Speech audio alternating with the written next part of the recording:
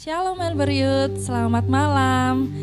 Berjumpa lagi bersama kami dalam ibadah Melbourne Youth online malam ini. Mengucap syukur kita bisa bertemu dimanapun kita semua berada, di rumah, di kos, atau teman-teman yang sudah pulang kampung, yang sudah lama kita tidak berjumpa di gereja. Saya berharap kita semua dalam keadaan sehat dan penuh sukacita. Amin. Kita akan memulai ibadah kita pada malam hari ini. Terlebih dahulu kita akan berdoa bersama-sama. Bapa yang baik, Bapa yang di dalam surga, terima kasih Tuhan atas segala penyertaan-Mu buat kehidupan kami. Saat malam hari ini Bapa, kami akan memulai ibadah kami. Kiranya Engkau menyertai kami, Engkau hadir di tengah-tengah kami dimanapun kami berada, dari awal pertengahan hingga akhirnya, dalam setiap pujian kami, penyembahan kami. Terima kasih Tuhan, terima kasih. Di dalam nama Tuhan Yesus kami sudah berdoa dan mengucap syukur. Haleluya, amin.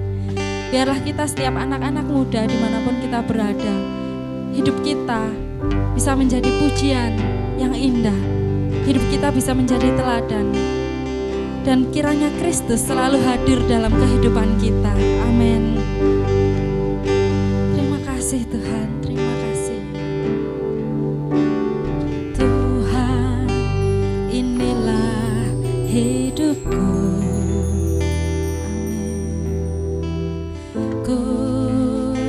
Serahkan padamu segala cita-citaku, masa depanku menjadi milikmu. Jadikan kami terang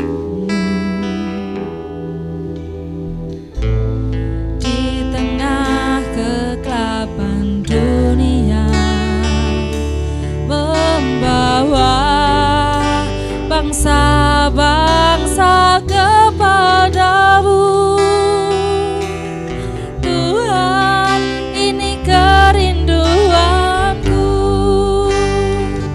bagimu Tuhan, seluruh hidupku.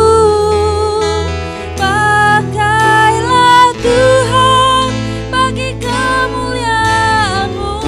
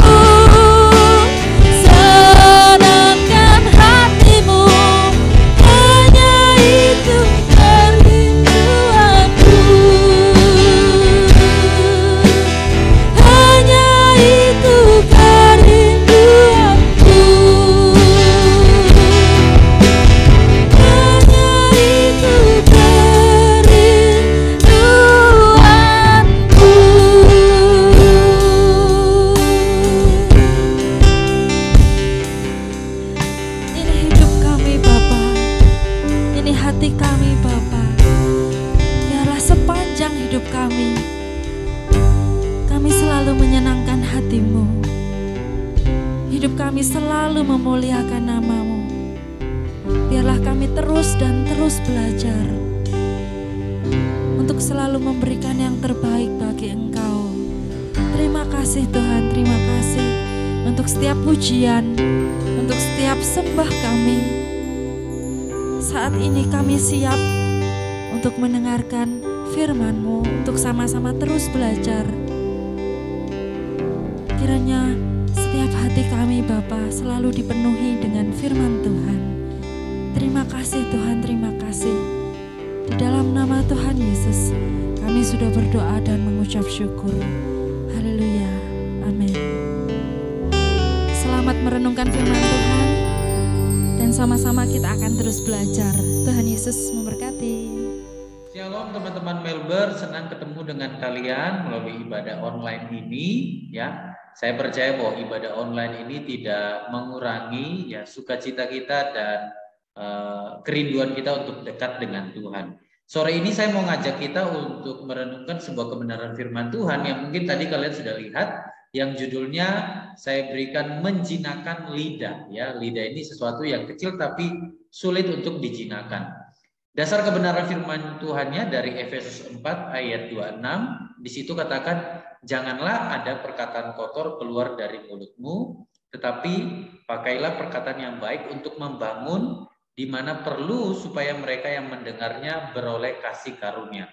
Teman-teman, kalau teman-teman mungkin suka dengan cerita novel ya, atau mungkin juga suka dengan orang-orang yang terkenal karena menulis cerita tentang novel atau tentang hidup mereka, ada seorang novelis ya bernama Beryl Markham ya. Dia lahir 1902 dan meninggal 1986 ya. Jadi Beryl Markham ini adalah novelis asal Inggris dan di dalam bukunya nama West with the Night, yaitu di sebelah teman-teman bisa lihat West with the Night itu, dia menceritakan bagaimana dia dengan susah payah menjinakkan seekor kuda ya. Di dalam bukunya West with the Night ini teman-teman bisa lihat fotonya itu ya. Itu dia sedang menjinakkan seekor kuda yang beringas atau liar. Kuda itu namanya Chamchisan ya. Mungkin bacanya seperti itu. Jadi ternyata foto yang dia taruh di bukunya West with the Night ini itu foto ketika dia hanya sekali bisa menjinakkan Chamchisan ini ya, seekor kuda yang sangat liar ini. Dan setelah itu dia nggak bisa lagi menjinakkan kuda ini. Jadi hanya sekali ya. Jadi sudah berpuluh-puluh kali dia berusaha untuk menjinakkan kuda Chamchisan ini, tapi hanya sekali, dan sekali itu mumpung ada kesempatan dia bisa menjinakkan kuda itu, dia minta difoto dan dimasukkan di dalam bukunya West with the Night ini ya. Dan ternyata dia katakan upaya untuk menjinakkan kuda itu tidak mudah ya. Apapun strategi yang diterapkan, Markham tidak benar-benar berhasil menjinakkan kuda jantan itu. Bahkan hanya pernah menaklukkannya satu kali ya. Jadi foto itu menunjukkan hanya sekali itu ya. Setelah itu kuda itu jadi liar lagi. Teman-teman, kalau kita lihat menjinakkan kuda itu memang tidak mudah ya. Kadang-kala nyawa kita bisa terancam. Tetapi kalau teman-teman lihat di dalam Alkitab ya, menjinakkan lidah itu sesuatu yang sangat penting dalam kehidupan ini. Bahkan dalam kitab Yakobus ya dikatakan bahwa lidah itu sangat sulit ya. Berapa banyak dari kita pernah merasakan kesulitan yang sama ya dalam pergumulan menjinakkan lidah kita ya. Lidah ini bukan bicara tentang indera perasa saja, tetapi tentang mulut sebenarnya, berbicara tentang apa yang keluar dari diri kita ya. Lidah dan mulut kita ini apa yang dikeluarkan oleh dua anggota tubuh ini, itu yang dimaksudkan oleh Yakobus. Dan ketika Yakobus membandingkan lidah dengan kekang, kekang itu adalah tali yang diikat kepada kuda yang liar untuk dijinakkan. Di dalam Yakobus 3 ayat 3 sampai 5 nanti teman-teman bisa lihat, Yakobus mengeluhkan dari mulut yang satu keluar berkat dan kutuk ya. Dia katakan di ayat 10, hal ini saudara-saudaraku tidak boleh demikian terjadi. Maksudnya Yakobus, kadangkala kita memuji Tuhan di gereja, kita baca Alkitab ya, mungkin kita suka katakan hal-hal yang baik, tetapi bisa tiba-tiba dalam waktu sekejap kita bisa ngomong yang jorok, kita bisa kata-kata yang kasar ya kepada mungkin pasangan kita, pacar kita ya, atau mungkin kepada orang tua kita, atau mungkin kepada teman yang kita tidak sukai ya. Jadi ketika kita pakai mulut kita yang satu ini untuk memuji Tuhan, Yakobus bilang jangan kamu juga pakai mulutmu itu untuk mengeluarkan kata-kata yang tidak baik. Teman-teman, sekarang menjadi pertanyaannya, bagaimana kita dapat menjinakkan lidah? Ya. Bagaimana kita dapat menjinakkan lidah? Paulus ya di dalam Efesus 4 ayat 25 ya mengatakan bahwa karena itu buanglah dusta dan berkatalah benar seorang kepada yang lain, karena kita adalah sesama anggota atau sesama tubuh Kristus ya. Yang pertama Paulus bilang kita harus ya, yang boleh keluar dari mulut kita adalah kebenaran ya, dari Efesus 4 ayat 25. Jadi bagaimana kita dapat menjinakkan lidah? Kita harus punya konsep berpikir bahwa yang keluar dari mulut saya hanyalah boleh kebenaran atau hal-hal yang baik yang boleh dikatakan ya. Dan bukan berarti kita tidak boleh berbicara ya, teman-teman. Kalau kita bilang oh berarti yang keluar dari mulut saya hanya kebenaran saja, maka kita boleh bicara secara belak-belakan di depan orang ya, dengan kata-kata yang kuat ya, dengan nada suara yang tinggi demi kebenaran, demi kejujuran, kita ngomong seperti itu bukan maksudnya ya, bukan maksud dari Efesus 4 ayat 25. Paulus menyambung ya, dia memberikan apa yang maksudnya dari mulut kita keluar kebenaran saja ya. Paulus bilang janganlah ada perkataan kotor keluar dari mulutmu, tetapi pakailah perkataan yang baik untuk membangun. Nah, jadi kebenaran yang boleh keluar dari mulut kita bukan berarti kita harus bicara secara belak-belakan sampai orang tersinggung, mungkin orang dipermalukan, bukan itu. Tetapi Paulus bilang jangan ada perkataan kotor ya, pakailah perkataan yang baik. Kalau kita mau sampaikan kebenaran, sampaikan dengan bijak, dengan lemah lembut untuk membangun. Kalau mungkin teman kita berbuat salah, kita jangan ngomong di depan banyak orang. Mungkin saja dia jadi lemah, jadi malu ya. Mungkin suatu saat ketika kita berdua saja kita sampaikan kamu salah di sini. Itu maksudnya. Jadi pertama ya, bagaimana kita menjinakkan lidah? Dari mulut kita hanya boleh keluar kebenaran dengan cara penyampaian yang baik, yang lemah lembut dan demi untuk membangun orang-orang yang lemah. Yang kedua, bagaimana kita menjinakkan lidah? Nah, kita juga harus membuang sampah yang mengotori mulut kita ya. Lihat Efesus 4 ayat 31 katakan segala kepahitan, kegeraman, kemarahan, pertikaian dan fitnah hendaklah dibuang dari antara kamu. Demikian pula segala kejahatan. Saya menemukan bahwa ternyata kebanyakan orang yang suka marah ya, maksudnya cepat marah ya, mereka dikit-dikit bertikai atau mungkin dikit-dikit tidak cocok dengan orang, dikit-dikit mereka fitnah orang, dikit-dikit mereka kepahitan. Kadangkala ya mulut mereka itu adalah mulut yang tidak memberkati. Mohon maaf saya katakan ya, karena apa firman Tuhan katakan apa yang di dalam diri kita, hati kita kalau baik maka keluarnya juga baik. Kalau hati kita tidak baik maka yang keluar juga tidak baik. Oleh sebab itu Paulus bilang apa? Dari mulut kita, ya dari hati kita harus buang kepahitan, kegeraman, kemarahan, pertikaian dan fitnah ya. Ini tidak mudah teman-teman ya, karena kita mengendalikan lidah yang kecil ini itu tidak mudah. Kita masih hidup berpuluh-puluh tahun ke depan. Suatu saat mungkin kita sabar, tapi ada orang yang datang ya menguji kesabaran kita. Kadang-kala kita mungkin mau marahin mereka, kita mau kata-kata yang kasar ya, supaya mereka juga merasakan bagaimana kita disakiti. Tapi teman-teman, meskipun tidak mudah, puji Tuhan, Tuhan memberikan Roh Kudus kepada kita ya. Nah, kita perlu tuntunan Roh Kudus dalam hidup ini setiap saat, setiap detik. Oleh sebab itu mari kita mulai hari kita dengan berdoa kepada Tuhan, agar Roh Kudus diberikan sehingga menuntun kita ya.